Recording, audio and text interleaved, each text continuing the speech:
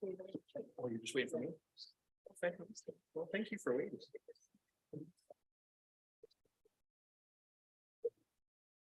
Yay. Good morning, everyone. Thank you for joining us today on this Tuesday, February 21st, 2023, to the Committee of the Whole meeting for the City of Maple Ridge. I'd like to take this opportunity to acknowledge that the City of Maple Ridge carries out its business on the traditional and unceded territory of the Katzie First Nation and the Kwantlen First Nation. With that, I'll turn it over to Mr. Lavik Windsor for the procedures of today's meeting. Thank you very much, sir. This meeting is being live streamed and recorded and will be available to the public for playback on our website in accordance with policy 3.12. Committee of the Whole is the initial venue for council review of information to ensure that council can debate and vote on issues at a future council meeting. No voting takes place on bylaws or resolutions during Committee of the Whole. This meeting is being conducted through the city's One Meeting platform. However, today we will not be using the system for voting and speaker management purposes. Instead, council has been provided with voting cards: green in favor, red for opposed, yellow for a point of order. I will manually take note of the votes and log them into the system. And to be put on the speaker list, please physically raise your hand so that the chair can add you to the list. For members of the public who would like to speak during community forum, if you are participating electronically, please register as a speaker by clicking the microphone icon in the One Meeting portal and turn on your camera and clearly state your name and city of residence before beginning your comments. If you are attending the meeting in person, please come forward to the podium when the mayor invites speakers, or I'm sorry, the chair invites speakers, and clearly state your name and the city of residence before beginning your comments. Thank you, sir. Just a quick check-in with Councillor Dozy. Do you have access to cards, green cards and a yellow card if need be? Excellent. Thank you for that. And with that, if I may move to approve the agenda for today's meeting, moved by Councillor Carrera, seconded by Mayor Rumi. All in favor? Thank you. That carries. Moving on to adoption of the minutes for the February 7th, 2023 meeting. Moved by Councillor Dewick, seconded by Mayor Rumi. See discussion, all in favor? Thank you, Council. Two delegations and presentations. Today we have Tree Cycle Canada. Thank you, Mr. Chair. So I understand that we have Ben Patton and Caleb Rogers, and they have a slide presentation, which I will bring up. So if I can get them to please come up.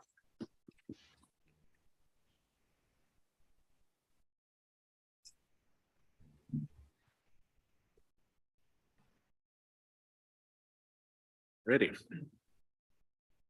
How's it going? My name is Ben Patton. I'm the president and founder of Tree Cycle Canada. We're from North Vancouver. A little bit about myself. I've studied at BCIT, UBC, and UNBC for a variety of different things like danger tree assessment, mass timber program, just as much as kiln operations for wood drying, and a lot of other stuff. I also own my own business as Two Lions Tree and Landscape, and this is where we encountered the problem of wood waste. I'm Caleb Rogers. I'm vice president and co-founder of Tree Cycle, and I'm a graduate of Capilano University, their outdoor recreational management program. I have a previous history working with Ben at his previous company of Two Lions Tree and Landscape as a arborist technician, crew lead. So I've seen the issue that we're about to talk about today. Actually, go. Yeah. Let's go to the next one. So let's get into it. Why do we waste? Well, why do we waste? Really, there's no better solution than the traditional waste streams that we have. So only 0.3% of all of Metro Vancouver's recycled wood is actually being reused. That's only 0.3%.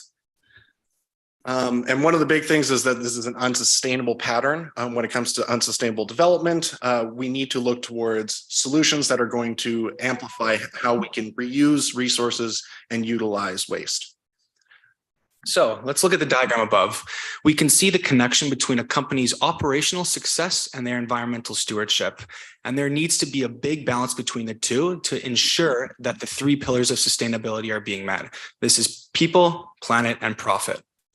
And one of the big things here is that when we are wasting, someone is paying. And whether it's the homeowner, whether it's a construction worker or the construction firm, or it's the environment. If you're not considering what the ultimate cost is on either side, then someone is going to pay the ultimate price. Some of the measurable methods we have when it comes to this are life cycle assessments. What is the total environmental impact? Life cycle cost analysis. What is the total cost of ownership of these materials? We can take a life cycle approach which is effectively a paradigm for decision making, and we can apply the waste hierarchy. So if we take a look above, this is from the City of Vancouver. It's a plan to reach zero waste emissions by 2040. So at the top of this upside down triangle, you can see in the blue section, they wish to avoid as much waste as they receive as possible. Moving down to the bottom of the triangle in the red, they need to dispose the least amount of waste possible. And this is a very good base model that I think surrounding districts and all across GVRD could really learn from this exact image above. And so some of the guiding principles of the zero waste policies are that especially we try to focus on when it comes to recovery materials is highest and best use. How can we find a way to keep something at its highest and best value? Instead of downcycling, we either keep it at its regular cycle or upcycle it. Some of them also being closed loop systems. So for instance, if we're thinking about a district or municipality, finding some of the materials that are out there and keeping them within your own system, or finding a solution to then bring the materials back into your system. Just as much as keep it close to source. There's no reason you should send this to Delta and back, for instance, knowing that there's many service providers in the community. And then there's also, we need to think of materials as resources. These, if we're taking down a 120-foot Douglas fir tree, chopping it to firewood, we're not only eliminating the entire life cycle of the tree, but that could have been Douglas fir beams that created a mass timber structure for schools, buildings, universities, hospitals, MERDs, which is, multi-unit residential developments, blah, blah, blah. So take a look at some of these beautiful structures that are being made out of this high quality wood material. Now, if you remember, only 0.3% of all recycled wood is actually being reused. Gyms, office spaces, prefab homes, rec centers, the list goes on. It's quite incredible what this material can be used for, and it's just a slew of things that we should really begin to start implementing.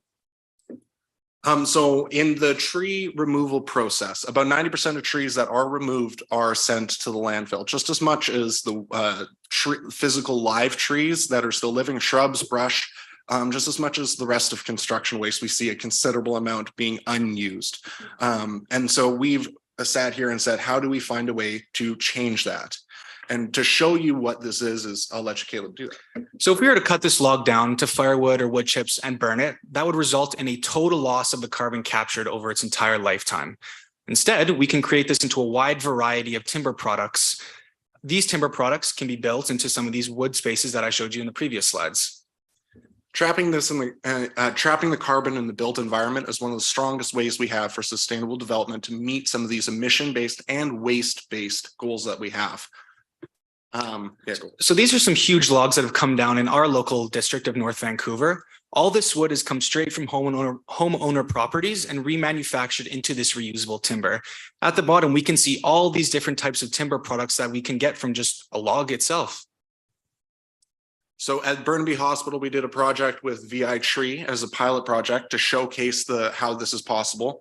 The entire site was being cleared in a process where all the trees were being cut down, and we worked with VI Tree to actually come out and remove it as free of charge, but to showcase the principle of the project that we can come out, offset the cost for a service or a municipal service provider, but there are many different people out there that are doing this. And so one of the ways we have is to look towards how we can utilize this waste and how we can prevent this waste from occurring. This is just another showcase of an example, taking a small log and turning it into something of high value that goes back into a circular economy, which effectively, invokes a large growth for the circular economy there. So as you can see, many different products. And yeah. So this is massive. This came in from the District of North Vancouver. This was implemented on January 1st. It's their new demolition wood salvage bylaw, which pretty much shows that 2.6 board feet of reclaimed lumber must be salvaged per square foot from removal wood from sites. Now, this is massive. It creates a new framework and helps set a precedent for future bylaws like this to come in. It can have a massive effect on the waste that the landfills are seeing.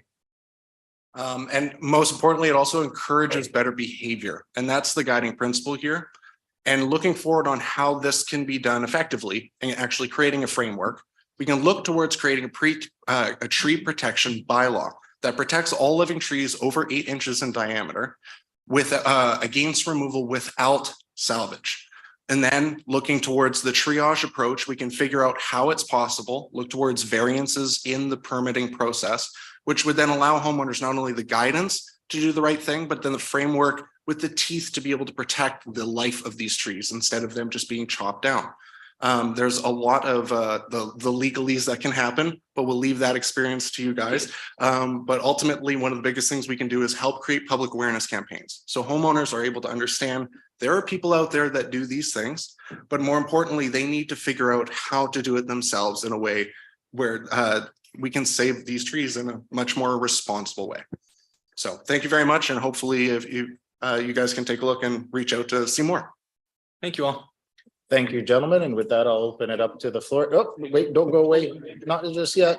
We We're don't not gonna usually let get you off questions that after easy these now. presentations, so. You came out all this way. We're gonna make it work Thank here a you. while. Speakers list, Chair recognizes Councillor Dewicks. Sure. Thank you very much for your presentation. I really agree with you. It is very sad to see a lot of projects where I get people like to change, whether it's in your home or in the schools or wherever. But when you have beautiful wood, whether it's furniture or beams and that, it is a shame to see it go into the waste. And it's important that I think we try and encourage that. So for example, my neighbor tore down a fence. Well, my husband was right there. Can I have the wood? Yes. Because he recreated wooden boxes. Yeah. For gift Good. boxes, for Wonderful. storage boxes. It was beautiful wood, but it wasn't serving the purpose of a fence anymore because it was starting to decay. But Yeah. he used that and recycled it Yeah. instead of it going in. So I think the more we can educate people on that, I'm a bit of a dinosaur. I still have a solid oak kitchen. Often I think, well, I should, upgrade it, but I'm like, why? It's beautiful, solid oak, Yeah. but it doesn't fit with today's decor, but I keep my solid wood. I'm because sure of somebody that would want reason. it. Look online. Somebody would be more than interested in taking it, and then you could find a way that it doesn't go to a dump. It goes to Right. someone who will, appreciate it just as much, knowing that you're looking. And for we the do product. have a local business in the Albion, Maple Ridge New and Used. Yes. And they actually have a lot of products. So it's just getting that information out there. So I really appreciate the time you took. And I think that as a council, we can look at some of these. I'm going to look up more about the demolition wood salvaging bylaw. Of course. Yeah. Because I think we all need to do our piece. Apparently Tucson, Arizona heard about this and then jumped on it right away. My cousin was explaining that. I'm like, oh goodness, we're world renowned here now. So, Awesome. Thank yeah, you. of course. Thank you. Thank you. And thank you, Councillor Dewick. Councillor Schiller. Thank you, Chair, and thank you for coming out. This is right up my alley. I walked in and I was like, oh, tree protection and recycled building materials. This is what I want to be hearing about. I love the line about, when we're wasting something, someone's paying or something's Yes. paying. And I think that happens every day in our society, but we don't really take the time or have the time to stop and think about it. Yeah. And here are these beautiful materials that we obviously could be putting to much greater use. You mentioned in your presentation that 0.3% of the wood of recycled wood is actually being reused. So where does that sort of recycled wood label come from then? And what does it actually Yeah, mean? so recycled, if we on the waste hierarchy, it actually says recycle and energy recovery. And that's a dirty little secret that Metro Vancouver likes to hide, or not necessarily hide, but show in plain sight, which is the concept surrounding it. It goes mostly their incinerator. So right now at the North Vancouver Harvest or transfer station, for instance, they just upgraded to a 3-stage chipping facility.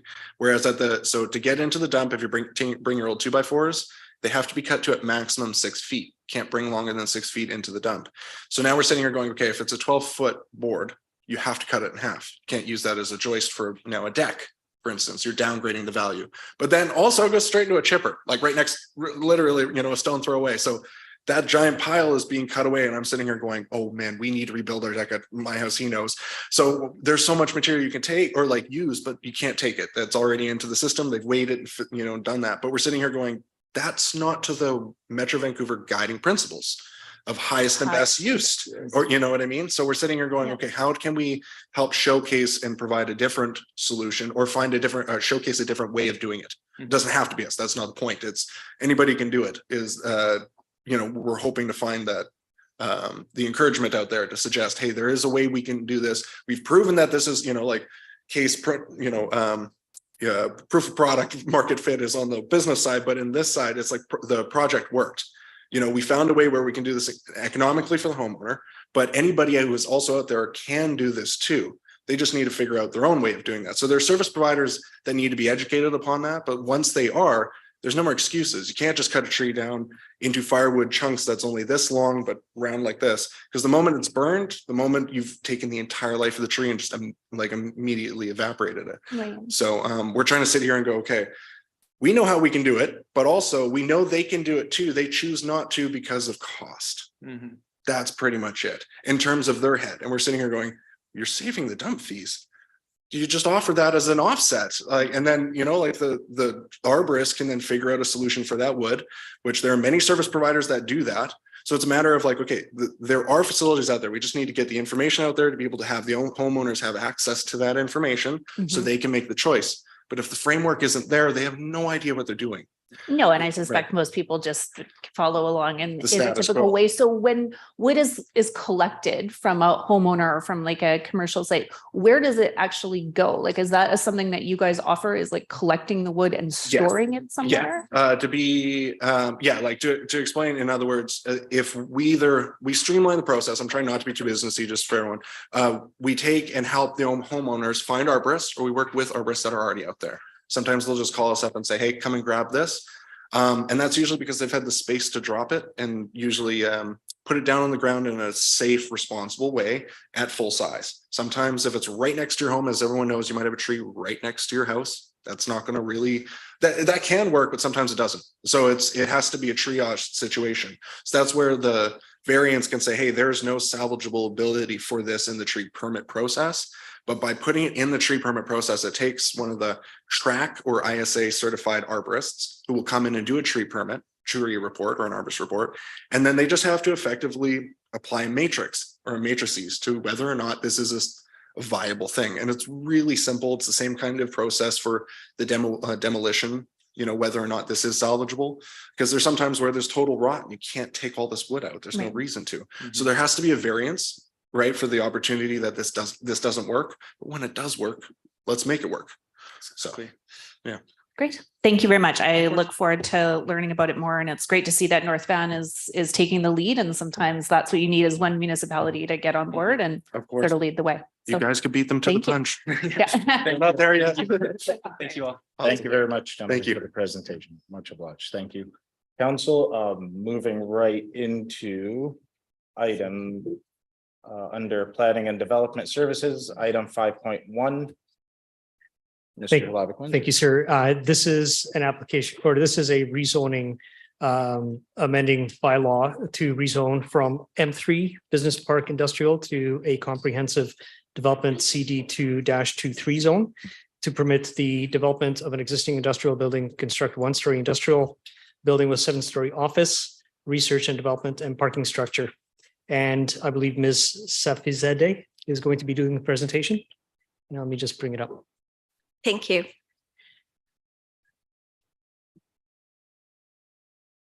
Good morning, everyone. This presentation is for the rezoning 2023-016 rezoning for the property on 2000 Stewart Crescent to grant first reading for the zoning amendment bylaw 7908-2023. This application is to rezone the property from M3 Business Park Industrial to CD-2-23 Comprehensive Development to allow redevelopment of an existing one-story industrial building for the purpose of allowing manufacturing of lithium-ion battery, as well as the associated office, research and development, and above-grade parking for the expansion of E1 Moly cell. The subject property, with a total approximately site area of 44,200 square meters, is located within the Maple Meadows Business Park in the Hammond area at the intersection of Maple Meadow Way, Stewart Crescent, and Kingston Street. The property is in close proximity of major corridors such as Lougheed Highway as well as Golden Ears Way. And is also close to the West Coast Express station to the north. The subject site is located within Fraser River floodplain area, so any building or structure is subject to flood construction elevation for the industrial development. The subject site currently have an OCP designation of Maple Meadows Business Park. Redesignation of this land use for this property is not required to support this rezoning application. The properties to the north, east, and south have the same OCP designation and are currently zone M3 Industrial Park. However, the property to the west across Golden Ears Way is designated as conservation. The site currently includes a one-story industrial building and a two-story accessory office that is currently used for research and development for E1 Moly cell. The applicant is proposing to reconstruct this building to construct a one-story industrial building with approximately gross floor area of 29,000 square meters with a 7-story mix of office and above ground parking, which the office component will be around 13,000 square meters with 8,500 square meters of parking space. Considering the location of this property within the Fraser River floodplain, the applicant is proposing to construct this building and structure above ground. The property is currently zone M3, and any development on this property is subject to M3 zoning requirement of the zoning bylaw. However, that does not provide adequate space for the future needs of expansion of E1 Moly cell. As such, it is proposed that this property be rezoned to a CD, which is a site-specific zone for this property, which allows higher density of 1.1 FSR plus higher building height of 30 meters and lot coverage of 80% and a reduced front setback of 4.5 meters. The property is located within the development permit area and is subject to the design guideline for the industrial development of the Maple Meadows Business Park to make sure that any development in this area would be in line with the industrial needs, as well as creating an attractive building design that complement adjacent properties. The applicant is also requesting to reduce the number of off-street parking spaces that is provided with the justification that the high parking demand for this development is significantly less than the requirement of the zoning bylaw. He is also proposing a number of TDM measures, including parking transit passes for the staff, as well as bicycle parking and end-of-trip facilities. And this request for variance for the off-street parking will be reviewed as part of a separate DVP application that will be forwarded to council concurrent with the rezoning application. This is the proposed site plan that is proposing a one-story industrial building to the west of the site with a 7-story office and parking space to the northeast. And I have to note that this is a really preliminary site plan and is subject to change as we go through a detailed review of this proposal. And the site currently have 3 accesses off of Maple Meadows Way, Stewart Crescent, and Kingston Street. However, further adjustment to the site plan will be required as due to the city's access policy does not support anything more than 2 accesses to this site. This is kind of preliminary elevation and perspective from the north that shows the manufacturing, 1-story manufacturing with a approximate building height of 20 meters in addition to the 7-story office and above ground parking. And this is the elevation from the northeast. What we are recommending is that council grants first reading to the zoning amendment bylaw 7908-2023, and we request the applicant to provide further information as described on the schedule CD and E of the development procedures bylaw. Thank you. Thank you very much. And with that, I'll entertain a motion to move this forward to our next council meeting. Moved by Councillor Carrera, seconded by Councillor Tem. Speakers list for questions of clarification. Councillor Carreras. Just a super quick question. Where else is this zoning in our city? Where else are we using it? This is a site-specific comprehensive development. Under the Local Government Act, municipalities are allowed to create a specific zone for a So specific. this would just be specific to this site. Yes, there Okay. have been, there have been some in the past, and we might be able to reuse this zone for other sites that have the same kind of requirement or the same specification. But this is at the moment is created for this site specifically. Thank you. You're welcome. Seeing no other questions, all those in favor? That carries. Thank you very much. Thank you. Item 5.2. Thank you, sir. Our next application is a rezoning from RS1 to RT1 to permit the future construction of a duplex. And I believe Mr. Goddard is going to be doing this presentation. So give me 1 second. I'll bring it up. Mr. Goddard, please. Good morning. This is a duplex application on York Street at 12050 York. It's an application submitted in 2022, later in the year. Zoning bylaw 7902, 2023 is before you today for first reading consideration. It's urban residential, all in the neighborhood. Duplexes are permitted in any neighborhood in the urban residential designation. It's being rezoned from RS1 to RT2 to permit the second unit. It's about quarter of an acre, fairly large site. It's considered an infill situation here, I would say. There's currently one home and there'll be two if this proceeds. This shows the site outlined there on York Street. There's the neighborhood. Again, it's a rezoning to duplex to permit 2 dwelling units on the one lot. It meets the minimum lot area size, and we'll get to more details as we move forward from here on out. This shows the preliminary design for a duplex, double car garages on both units with driveways as well to accommodate additional parking.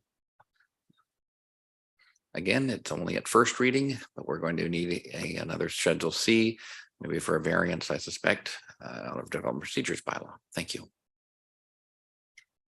Thank you, Mr. Goddard. I'll entertain a motion to move this forward, moved by Councillor Dewick, seconded by Councillor Schiller. Questions of clarification from council? Seeing none, all in favor? Motion carries. Thank you very much. Council. Item 5.3. Thank you, sir. Our next item is a rezoning from RS3 to R1 to permit a future subdivision of 2 lots. And I believe Mr. Goddard is doing this application as well. Give me 1 sec, Mr. Goddard. Thank you.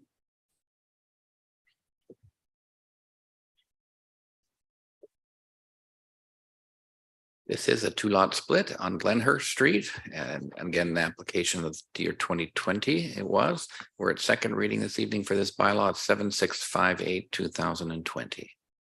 Again, it's urban residential. It's another infill situation. It's going from an older zone, RS3, to R1, which is the smaller zone. This is about 375 meters squared, or about a 4,000 square foot lot. These homes will be. They'll be a bit larger because the parent property is a bit larger. It's about a quarter of an acre. 2 lots will be created out of this 1 lot. There it is on the corner of Dudney Trunk and Glenhurst. 2 lots will be divided east-west, similar to the property just to the west, you see. Urban designations in the mustard color. There's the neighborhood, largely single-family homes in this area. Again, it's moving to a smaller zone to accommodate the 2 lots, R1 in this case. These lots are a minimum of 370 meters squared, but these lots are considerably larger. You can see they're almost 516 and 500 meters squared each. There's the subdivision showing the 2 homes. They'll be facing Glenhurst. On the corner is 1 home. Again, we're recommending it move forward under this current bylaw. It's going to public hearing if everything goes well. We're recommending there'll be a small servicing agreement required. There'll be some road dedications on both Dudney Trunk and Glenhurst, a geotechnical covenant, stormwater management covenant, and of course, the existing dwelling will have to be removed. The site is clean. It has a site profile that says it's so. And we have a voluntary contribution of $7,100 because of the additional unit being proposed under our community amenity charges. Thank you. Thank you, Mr. Goddard. I'll entertain a motion to move this forward to our next council meeting. Moved by Mayor Rumi, seconded by Councillor Carreras. Questions of clarification? Chair recognizes Councillor Carreras. Thank you. Sorry, just a super quick question. I'm new. What does it mean when you talk about the dedication on Dewdney Trunk Road, the road dedication? What does that mean? It means as part of the rezoning process, the city can ask for the dedication and severing of certain lands to accommodate our roads, our ultimate designs. So both Glenhurst and Dewdney Trunk are deficient right now. As a result of this request, they have to dedicate or give it to the city to allow our ultimate road width to occur. Okay, so it just means that the city is getting a chunk to either upgrade sidewalks or whatever. Okay, curious. Thank you. That's Thank you. good. Good Appreciate question. it. Perfect. Thank you, Councillor Carreras. Seeing no more questions, all in favor? Motion carries. Thank you, very much. Councillor. Item 5.4. Thank you, sir. Item 5.4 is a proposed rezoning from RS1 to RM1 to permit the future construction of a 47-unit townhouse complex. And Mr. Tardif is going to be doing this presentation. Good morning, Mr. Tardif, please. Good morning, everyone. So again, this is item number 5.4 for file number 2020-066-RZ. The addresses are up on your screen, and keep in mind, this is a second reading of zone amending bylaw 7647-2020. The existing OCP here is urban residential. The existing zone is RS1. We're proposing to rezone the site to RM1 for low density townhouse residential. The site's just under a hectare or about 2.1 acres, and this proposal is for 47 townhouse units. So again, just the subject map, keep in mind here, we're on 232nd Street. We're just down south of Dewdney Trunk Road, and we're really just a few blocks east of the town center. Again, you're designated urban residential here, though keep in mind 232nd is a major corridor. That designation does support higher densities along some of the city's more major roads. Neighborhood plan context. We do have a lot of single family in the neighborhood. However, to the north and south, we do have some completed townhouse sites that you'll find have a very similar sort of layout to this site. So we're really just completing that sort of fabric up and down. So the development proposal here is to rezone the three subject properties to RM1 to permit the future construction of a 47-unit townhouse complex. The current OCP designation of urban residential along the major corridor supports this. They've put some outdoor amenity areas on the north of the west of the site, and they've actually been able to retain some of the trees on site in those areas. They're also proposing to increase the base density from 0.6 up to 0.75 with a density bonus contribution of about $435,311. They are also providing 107 parking spaces, which matches the bylaw, and which is 2 per unit. And they're actually providing an extra few visitor parking spaces. I believe they need 10 and they're providing 13. There are some proposed variances. Keep in mind, these are still preliminary. We will bring a variance and development permit report to you when this goes for final. So this is still preliminary. The first variance is to reduce the west setback from 6 meters down to 4.5. The second one is to reduce the rear east from 7.5 down to 5.5. And then there's a couple other here for the interior side. One of them is to reduce it from 7.5 down to 5.5 and then 3.5 for a portion. And the other one along the south side is to reduce it from 3.5 down to 5.5. So keep in mind, looking at the layout, some of those variances, they've worked to accommodate a sort of layout that works. Like there's good circulation through the site. So for instance, if fire has to get in there, they can turn around throughout the entire site. They've got a lot of internal walkways here. So in the very center of the site, there's an amenity area with some benches and a nice little play area and a bit of grass. And they've done some good work to connect the walkways east, west, and north and south right into the center of the site, and then provide some of the walkways to the outside up to 232nd. These are some of the elevations of the townhouse units, just to give you an idea of the form and character. So again, we're just looking to integrate this with the existing townhouses in the neighborhood and also give it a bit of a single family character. This is the rendering of what it's going to look like from 232nd Street. So again, we have that one entrance, but then keep in mind you've got that form and character. That's actually in the middle there. I think the one tree they've retained, if you can see the taller one there. And they've actually done a good job with a lot of landscaping throughout the site to sort of buffer it from the road, but also from all the other adjacent uses.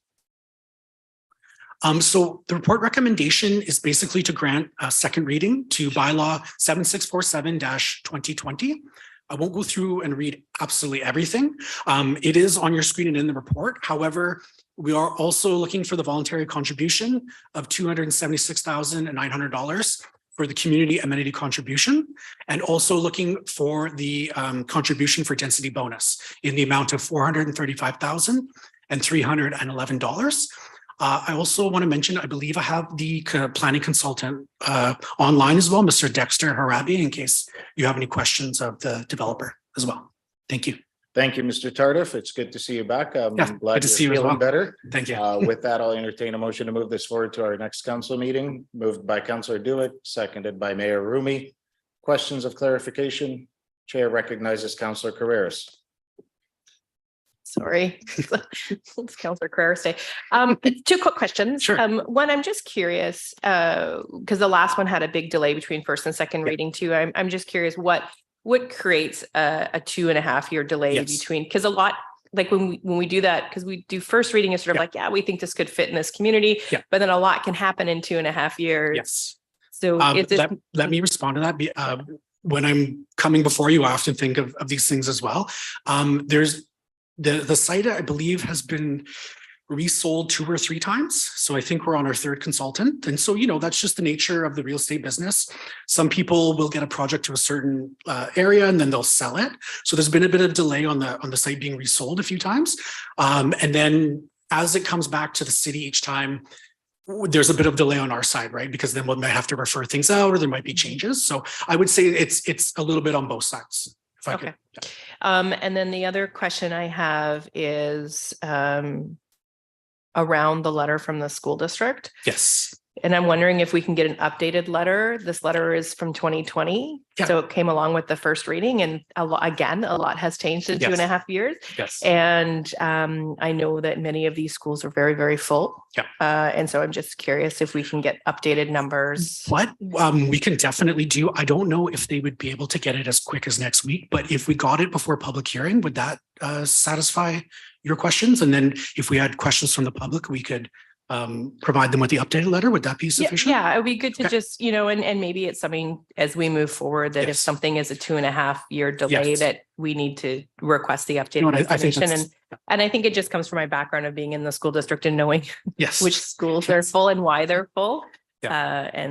I mean, the expansion of Eric Langdon will likely help take pressure off this community. Mhm.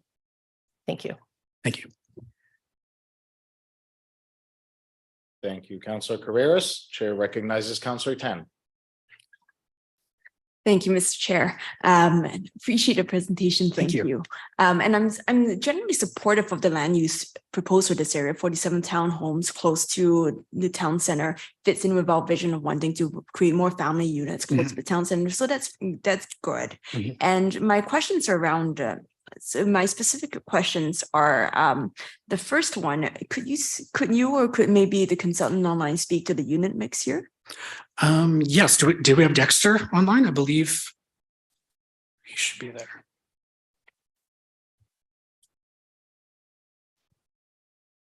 We don't. Through the chair, yes, we do. And We do? we'll get him online here. Perfect.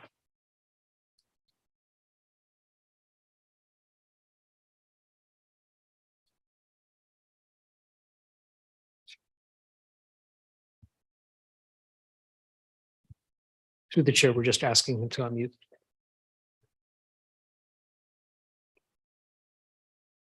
So through the chair, I'm just looking at the layout here. So we've got 17 4-bedroom units at about over 1,400 square feet. Then we've got 2 other sets of 4-bedroom units for another 10 units. So we got about 27 4-bedroom units. And then moving into the 3-bedroom units, I'm counting about 11 of those. And sorry, I missed another 9. So I'd say probably the majority are 4-bedroom, and then we have about 11 3-bedroom units. And that's That's pretty great news. consistent with most of the townhouses, I believe. Usually 3 or 4 bedroom is. That's great news. Thank you. I appreciate that. My second question is compliance with the step code. Do we know what the construction of this building will be like in that respect? That I would defer to the consultant. I know we're still working on that with the city and the building department. I don't know if we've quite arrived there. However, I would defer to Dexter on that one. Do we have Mr. Harabi online? Is he able? Yes, and I'd like to defer that question to Jaswinder, who is the architect and who has actually worked on and you know, detailing the kind of materials and design that we have.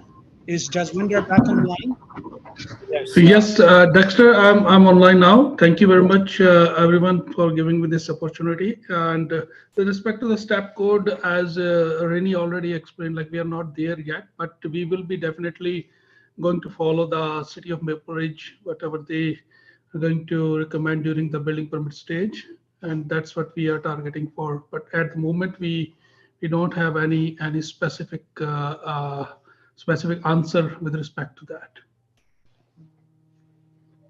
Thank you, Mr. Gabriel. I appreciate that. And yes, I'm be interested and we're keen to hear about your future thoughts on compliance with the step code there. And I think the reason why I asked is because our council direction is to be stewards of the nature and the environment. And I think it would help us be supportive of this project with when we see that sort of alignment and willingness to be stewards of the environment. So I really appreciate that. Third question. Around EV parking. I think I saw that there was roughing in for EV charging in the garage. Is that accurate? Okay, That's accurate, yes. Okay, Yeah. and not great. And what about visitor parking for bikes? So typically in the townhouses, we expect people to park the bikes sort of in the garage. We don't have visitor parking for bikes here. We don't have it in the bylaw yet.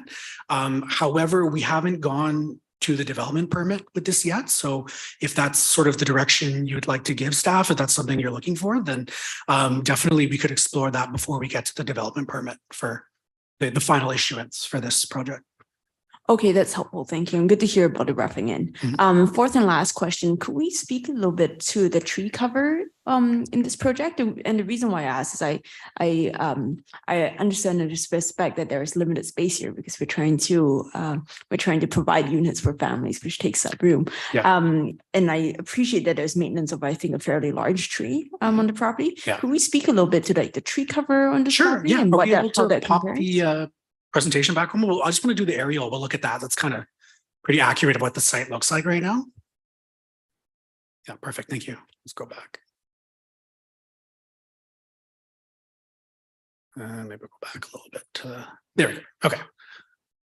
So looking at this, most of the site's already been cleared. We do have a significant tree right off of 232nd, which is being retained. And if you're able to see on some of the landscape plans, they've been able to really retain all the trees on the boundary of the site. So that's really where most of the tree retentions happened. And there's also another, I believe, significant tree to the north as well. So that's where we've been able to do the retention. As far as I can tell, even just looking at the aerial, it looks like most of the other large trees that were on the site have been cleared. Okay, those are my questions. Thanks. Thank you, Councillor Tan. Seeing no more questions, all in favor? That carries. Thank you, Council. Moving to item 5.5. Thank you, sir. Our next item is a DP and DVP to permit the recommissioning of a service station with recommissionable retail units and to vary the permitted height of a retaining wall. And I believe Mr. Tardif is doing this as well. Mr. Tardif? Yep. So this is item 5.5 for file number 2019-402-DVP and DP. So it's a variance permit and a development permit. The address is 9450 287th Street. This site is split. It's got commercial designation on the west and industrial on the east. We're not going to change that. That's going to stay the same. But keep in mind on the west, it's zoned CS2 for a service station commercial. And on the east, it's zoned M2 for general industrial. And we're not changing that either. So this is the subject map right here. Keep in mind, we're right off of Lougheed Highway. So if you're, coming from the east to the west, you've kind of come over that little highway bridge there. And this area, going to the aerial is quite industrial. So most of the uses in this entire area are, lumber, sawmills. If you can see just on the eastern portion of the site, there's that kind of long building there with almost the silver roof. That's the industrial portion. And as the property line kind of comes down the middle, just imagine you're slicing that property almost in half. And that eastern part is the industrial, and then the western is basically the commercial section. So the development proposal here is to basically recommission the service station, a convenience store and a restaurant. An existing building will be renovated for the new development. So I believe this many years ago was a service station, and it's just sort of sat idle for all this time. So again, the current OCP designation is commercial and industrial. That supports the proposed development. The development is going to consist of approximately 578 square meters of commercial floor space.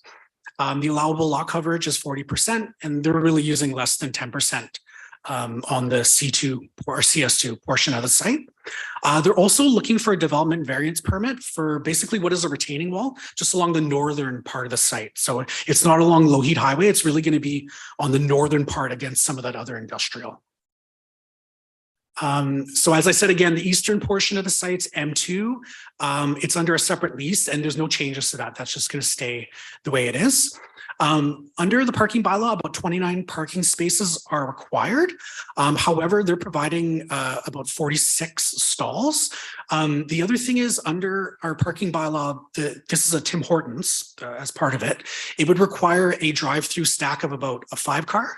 However, they're providing a double-laned drive-through, as you know, a lot of Tim Hortons is quite busy, that can accommodate up to 18 cars. Bicycle parking is not required. However, they are providing 6 bicycle parking stalls on the site. So first, I just want to apologize for the site plan. It is a little bit incorrect. There is only one entrance currently off of 232nd, the more northerly entrance. That south one is actually closed. So I will make sure that's fixed in time for council next week.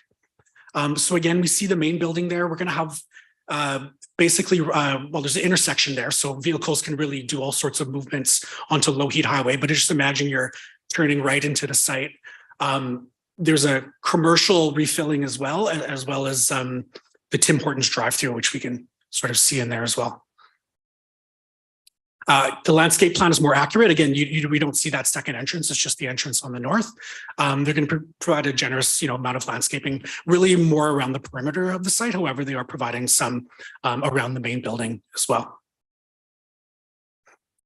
This is just some of the elevations. So keep in mind, we have Tim Hortons, and then we have a Go Market. That's sort of like the convenience factor, I guess. And then there's a future store that could go in there. So really, a bunch of different uses. I'm not sure exactly who would want to co-locate, but I can imagine there'd be quite a few commercial services. Just some more cross sections of the building. Essentially what they're doing is they're taking the existing footprint of the building and they're just going to completely renovate it. These are just some more of the renderings of what it looks like. So again, this Tim Hortons, you could stop, park your car and go in and have a bite. There's a patio too. Or if you're in a rush, you can just go right through the drive-through. So again, the proposed variance is basically for a retaining wall along the northern part of the site.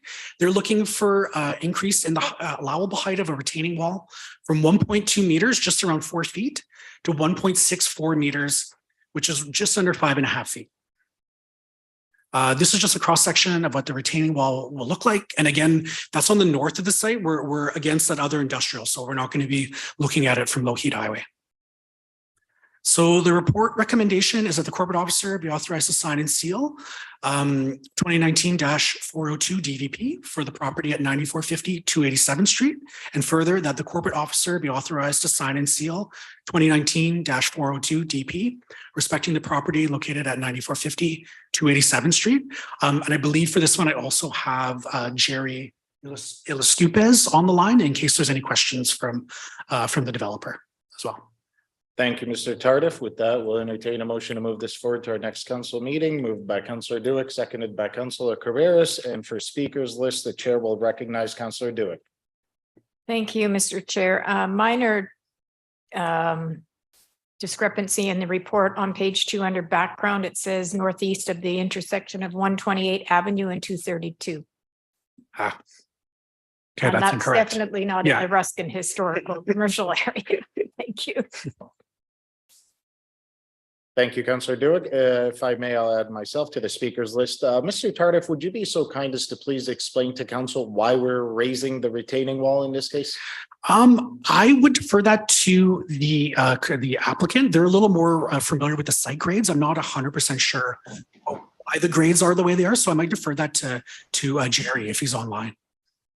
Through the chair, he is online and we just asked him to unmute. Okay. And if we can please get you to turn on your video when you speak as well, please, that'd be great. I apologize. I don't have a video. Hopefully you guys can hear me. Thanks very much, Mr. Tardif, for the presentation. And the reasoning for the retaining wall was that there was a request not to flow any water towards the neighbor.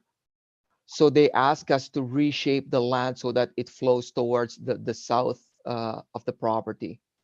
To be able to do this, this is the solution that was provided to us in conjunction with the city and our consultants, hence the retaining wall. Thank you very much for that clarification. My familiarity with the site, I was kind of curious as to why we're going in on the northern side of it, but now that makes perfect sense. Seeing no other questions, seeing Mayor Rumi, please. Thank you for your presentation. I am a little confused though, because you're recommissioning the service station, but is there actual gas station that's going in there? So there is a gas station for sure that's going in there. So we're looking at the layout, and maybe Jerry, you can help me here. If we can pull it up again. Absolutely. So Jerry, if I'm not mistaken, is the service station not on the southern portion of the site? It is on the southern portion. So if you look at the site plan, where you see, again, this is incorrect with the second access, but where you see the cars piling up, that's where it is. Yes, that's where it is. That's your, we call them the retail gas station. And on the northeast corner, that's the card lock. Yeah, so that will be more for being an industrial area. That's where big trucks can actually fill up, even like F-250s, F-350s that will have a faster diesel pumps there. The one thing I'd like to clarify is we did intend to have a second tenant with Tim Hortons, the convenience store, and a future tenant. But with Tim Hortons asking for more seating in the store, in their store, we have decided to just have Tim Hortons and the convenience store. We've totally scrapped the finding a third tenant and helping with the congestion of the traffic as well, doing that.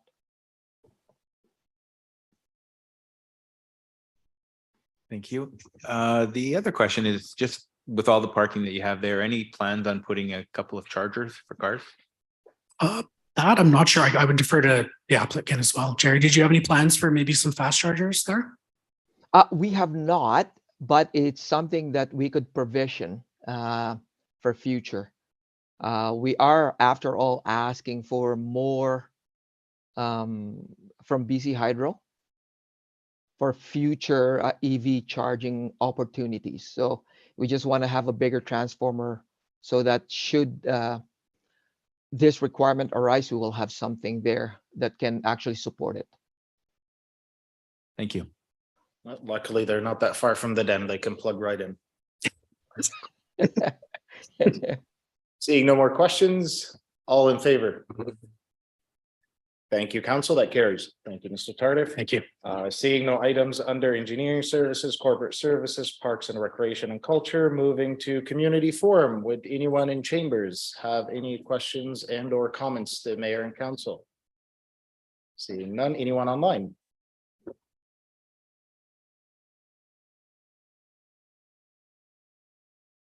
Mr. Chair, we don't appear to have anyone online wanting to speak. Thank you. With that, we'll move to adjourn. Do I need a mover and a seconder? If we could adjourn, then if we could take a 5-minute break until we proceed to the next meeting. Okay, move adjournment by Councillor Dewick, seconded by Councillor Schiller. Thank you. We are adjourned.